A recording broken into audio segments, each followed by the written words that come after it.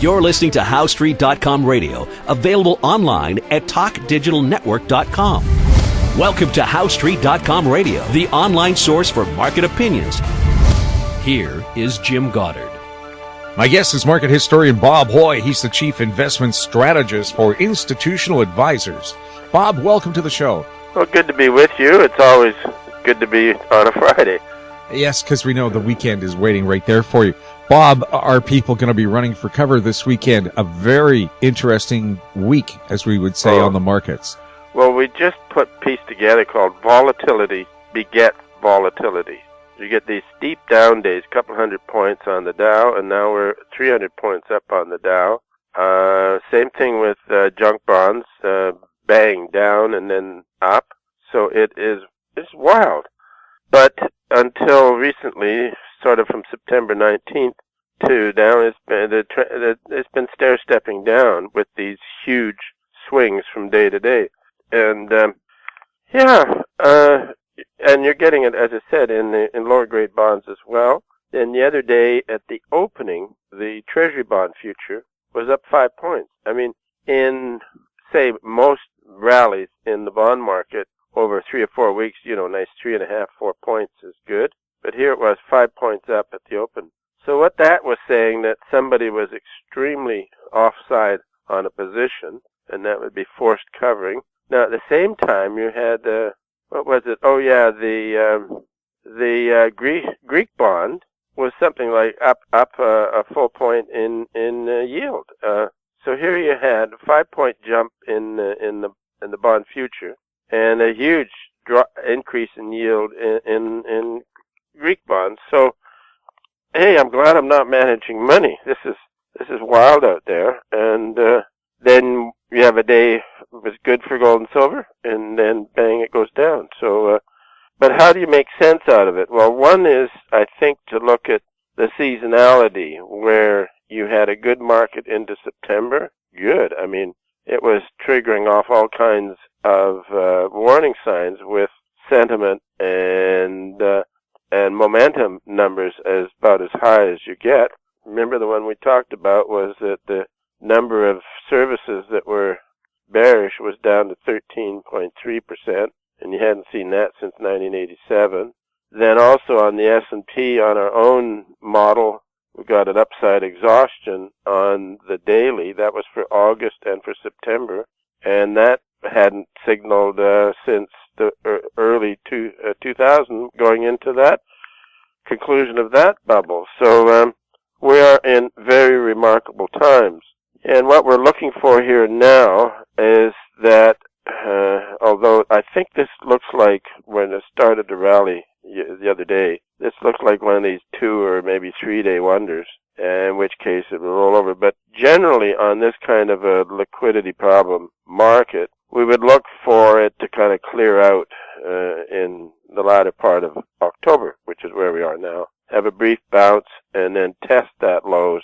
And then you could have a good trade out maybe into January. And that would be on most equity markets.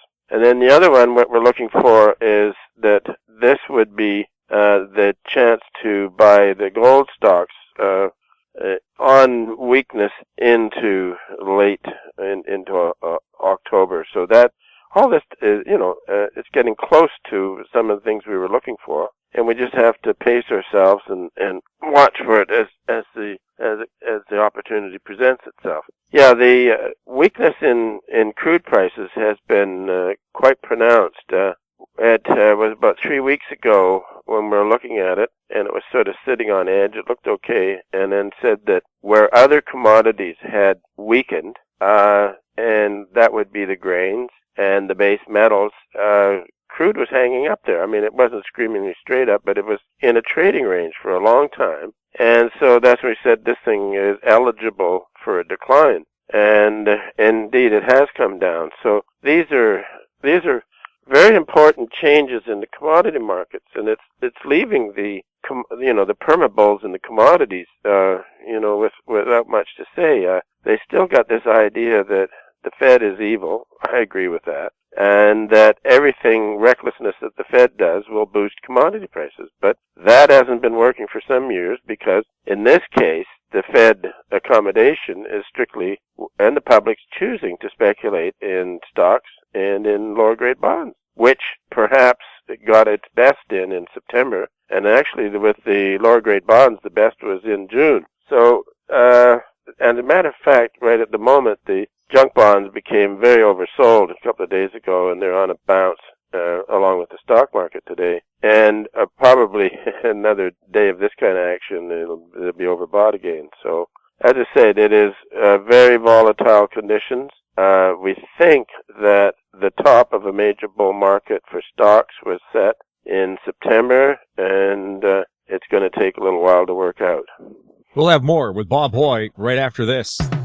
More and more people are looking to the internet for intelligent, riveting, and thought-provoking interviews. To advertise on the Goddard Report and TalkDigitalNetwork.com, call 604-699-8600, 604-699-8600. Welcome back. My guest is market historian Bob Hoye. Thank you, Bob, for hanging in with us. I know you got a bad cold. Bob, with the price of oil, someone told me about a month ago, if you really wanted to get back at Putin, just lower the price of oil like Reagan conspired with the Arabians to do back in the 80s, and that saw the destruction of the Soviet Union.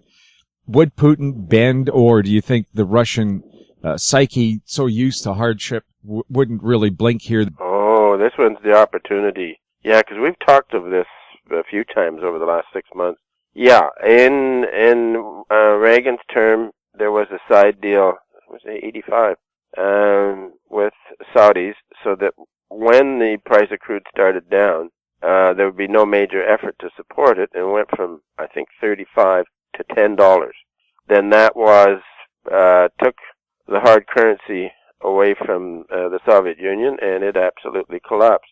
So here we are now, and we've been talking about this, that Putin's ambition is getting to be too much, and he, same as with the Soviets, well, I've called this a neo-Soviet experiment, but at any rate, he needs money to do it, and so this weakening crude oil prices is very critical, and they could go, you're going to get some rallies now and again, but they're going to go much lower. I mean, they can get down a whole lot lower yet. And what you've got going on this time is not a conspiracy set up with the Saudis. What you've got is just huge production gains in North America. Fabulous stuff. So what you're looking at is a price adjustment, along the lines of what happened in natural gas a few years ago, where the highs would be in the order of 12, and then it goes all the way down to $2. Now, this is not to say that crude oil would suffer the same percentage decline, because at that time, natural gas was more or less a North American market. But what you would have is who knows what price? $70? You don't know. But it's going to go down to a lower base, where then it will trade up and down with the business cycle and also with outbreaks of hysteria in the Middle East. So, but the most important thing here is that every dollar down on crude oil is a lot less revenues for Russia, and I believe this is a good thing.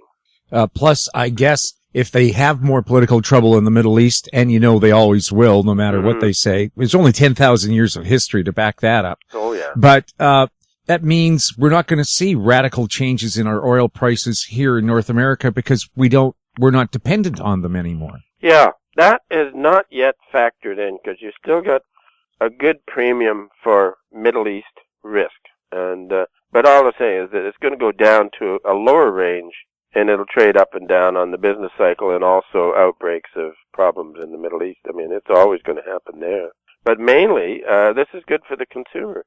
Lower prices, but then the problem is that on a business contraction, you get commodity prices go down anyways, and where it helps the consumer, yeah, the problem is the recession. Everybody, brings in their spending and stuff like that. So I think the business cycle will come and go as it usually does. It's just that you're going to be in a period where most commodity prices will be quite a bit weaker than they were, say, 15 years ago. So.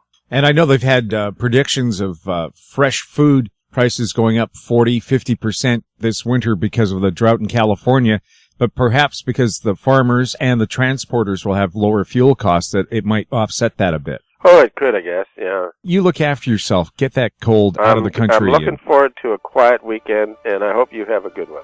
You too, Bob. Yep. My guest has been market historian Bob Hoye. He's the chief investment strategist for Institutional Advisors. Their website, institutionaladvisors.com. You're listening to HowStreet.com radio. You can find us on Twitter at TalkDigitalNet. We're also up on YouTube. You can forward comments about the show to info@HowStreet.com. I'm Jim Goddard. Comments made on HowStreet.com radio are an expression of opinion only and should not be construed in any matter whatsoever as recommendations to buy or sell any financial instrument at any time.